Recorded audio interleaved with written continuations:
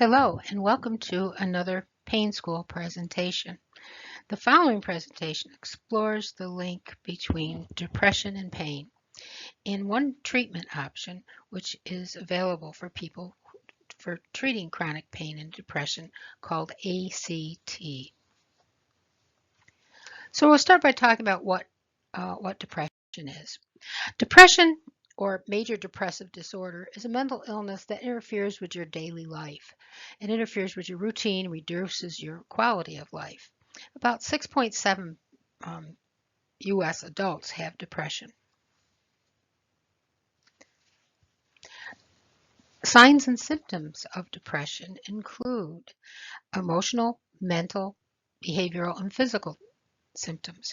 The emotional could be sadness, irritability, apathy, distress. Mental is self-criticism, suicidal ideation, hopelessness. Behavioral could be withdrawal, isolation, crying, avoidance. And physical could be fatigue, weight gain or weight loss, and difficulty concentrating.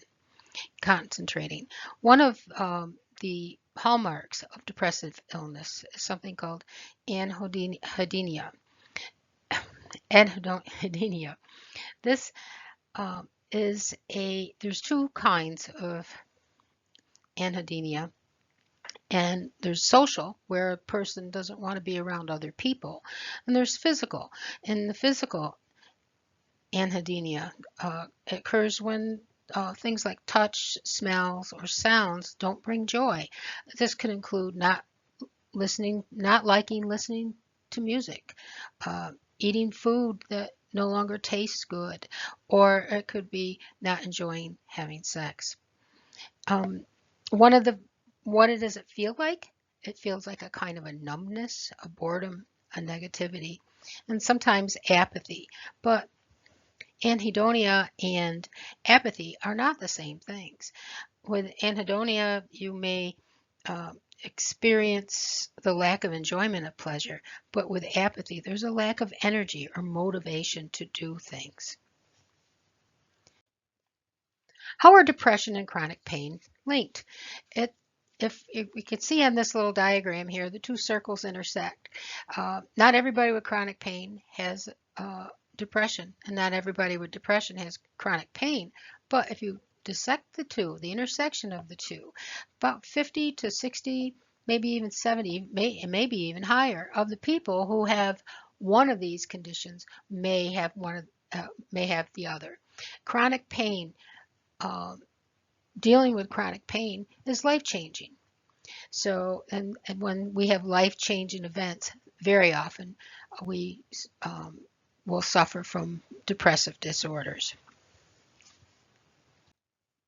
So how are depression and chronic pain linked? It's a cycle. There's two different cycles, and in pain, there's a psychological cycle.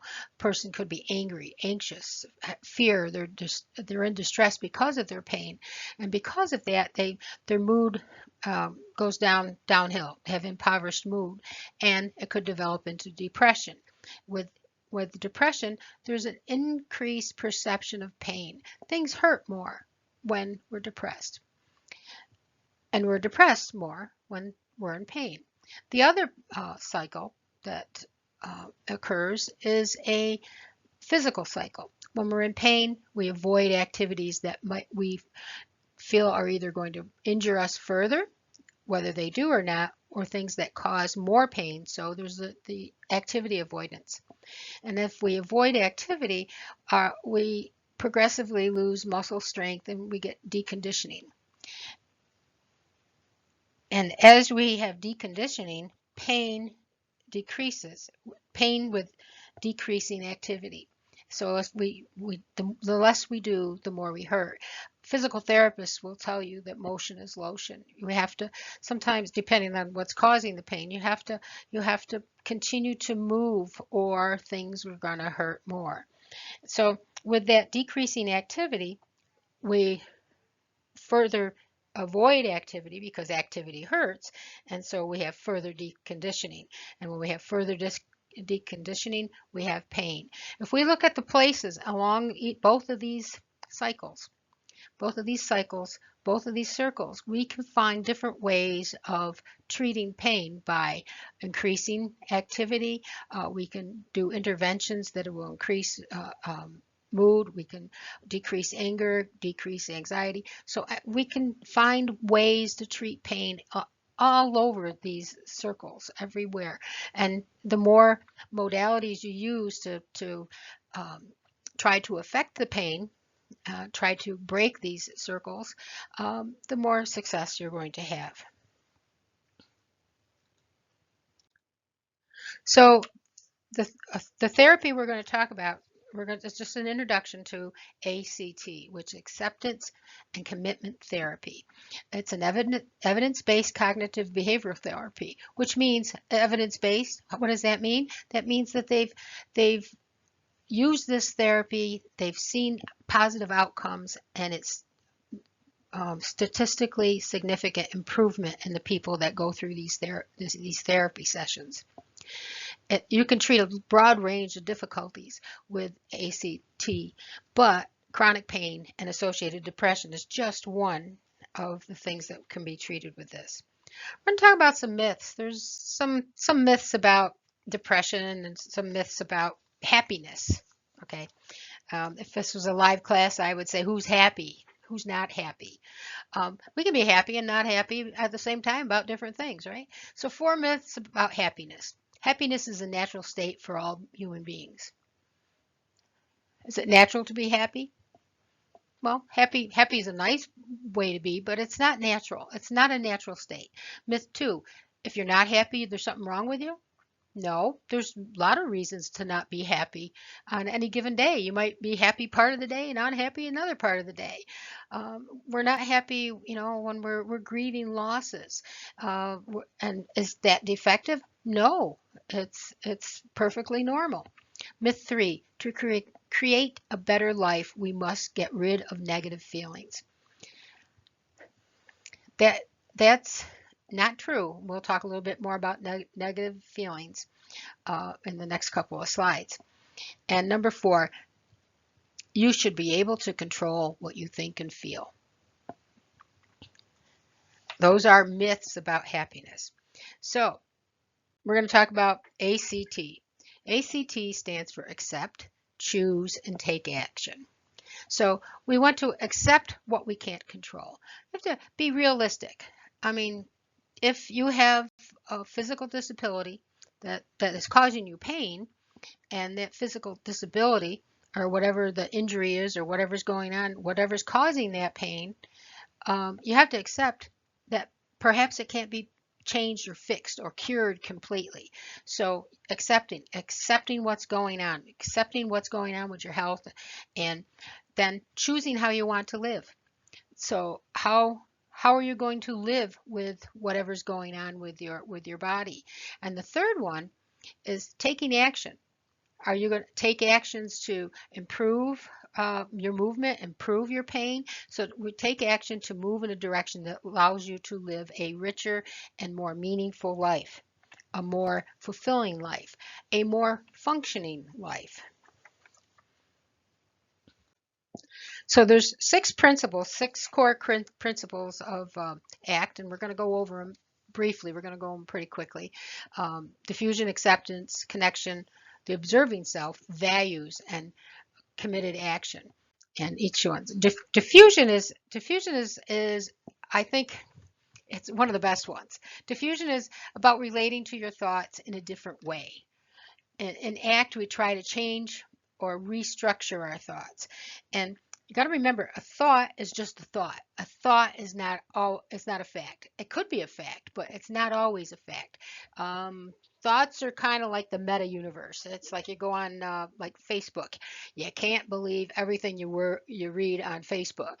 You can't read everything you read on the web. You can't take as truth.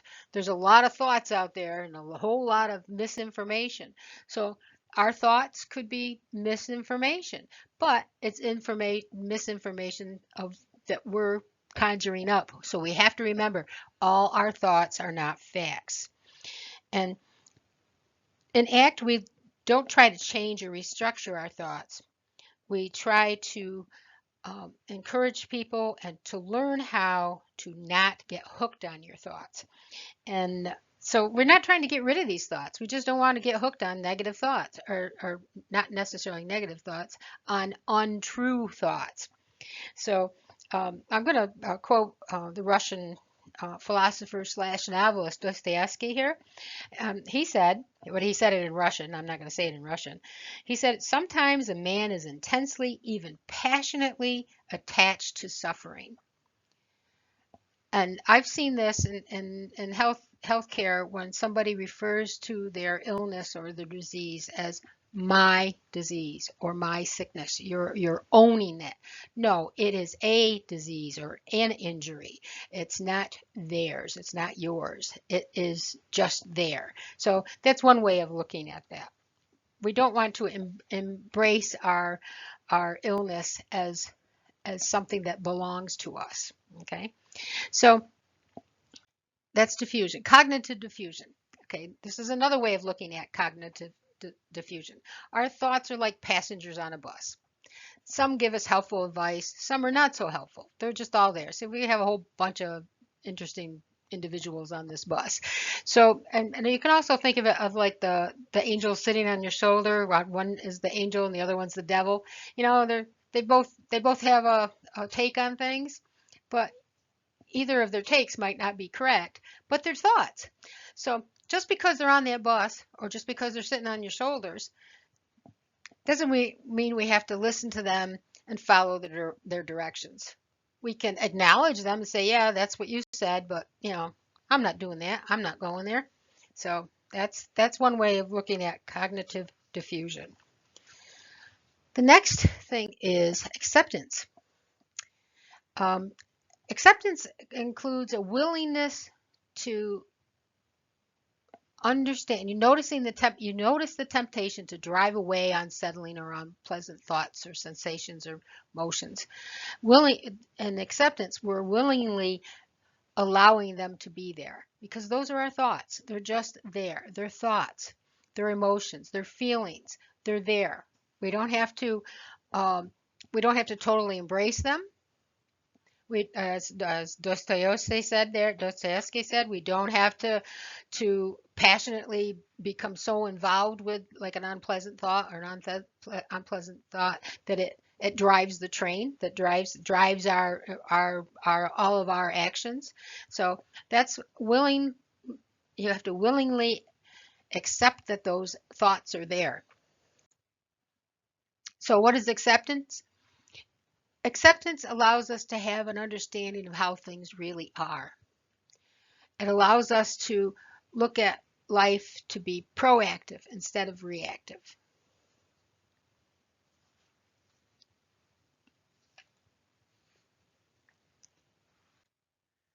Connection. This is living in the moment. A lot of people have a very difficult time living in the moment, enjoying the moment. Sometimes it could be like uh, feeling what you feel in the moment. Could be sadness, it could be grief, could be joy, could be all kinds of pleasure. It could be something bad, but it's in the moment. So you live within the moment. Be mindful. That's what mindfulness is about. It's about paying attention on purpose to the present moment, non-judgmentally. It is the thing. It is what it is. That's kind of like living in the moment. Also, with living in the moment, you don't dwell on the past saying, well, I used to be able to do this. I can't do this anymore. I can't do that anymore. And thinking about the future, I'm never going to be able to hike up a mountain again, or I'm never going to be able to do this. You have to look at what the possibilities are for the present. What can you do in the present? And for this, I have this little slide here with these three little guys. They wanted to go upstairs or downstairs. Well, it must be upstairs. Looks like all the stairs are going up. They wanted to go up, and the elevator's out of order. Well, I think they're in Building A in Leavenworth, or maybe in Building C in Leavenworth, because we always have at least one of the elevators out of order. So they're like, "Oh, what am I going to do? I can't do anything." Well, you have to look in the moment to look for missed opportunities. The opportunities here are There's stairs, there's a ladder. I'm not quite going to run up that little ladder because it doesn't go anywhere, but the stairs, and there's also an escalator. So we have to look around in the moment at the possibilities and opportunities. So if we're not in the moment, we're going to miss those opportunities, and we might miss opportunities and of discovering what's going to work. The observing self. Okay, so we have our thinking self. There's two. ACT identifies two distinct parts of our mind. There's the thinking self. Those are all those thoughts. Remember all those thoughts that we're acknowledging that they're there. And the observing self. The observing self, that's what your activity is, what you're acting on, what you're actually doing. And so we are not our thoughts. That's just the place where we are, just the place where thoughts happen.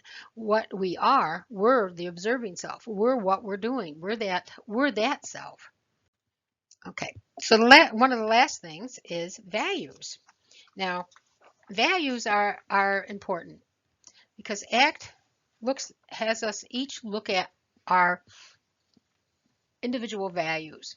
What do you value most? What's most important to you? And there's some examples here on this: excellence, honesty, trust, growth, achievement, faith, conduct, quality. These are all values, and connecting with our values in order to make, we want to connect with our values in order to make our life meaningful. Now, we're all veterans and military values. And I worked many years on Army posts. So I would drive in, and at one of the posts that I worked in Grafenwehr over in Germany, there were signs along the side as you went in the main entrance with the military values: loyalty, duty, respect, selfless service, honor, integrity, personal courage. Our veterans, many of our veterans have lived their lives with these wonderful values and have carried them throughout beyond their military career into their off post-military life. So values. So the last thing in ACT is committed action. So we look at our values and the actions that are motivated by our values. So actions are motivated by our values. So what are we doing in our lives that is important to us because of our values? We use our values as our compass to help us determine which way to go, where to move forward, and what is important to you. So that's just a brief overview of ACT. For more information regarding ACT, talk to your primary care provider. If you're interested in doing this therapy, talk to your primary care provider for referral to an ACT therapist in our behavioral health clinics. You would be surprised at how successful people are who go through the training with the ACT therapy. So that ends this presentation, and thank you very much for your attention.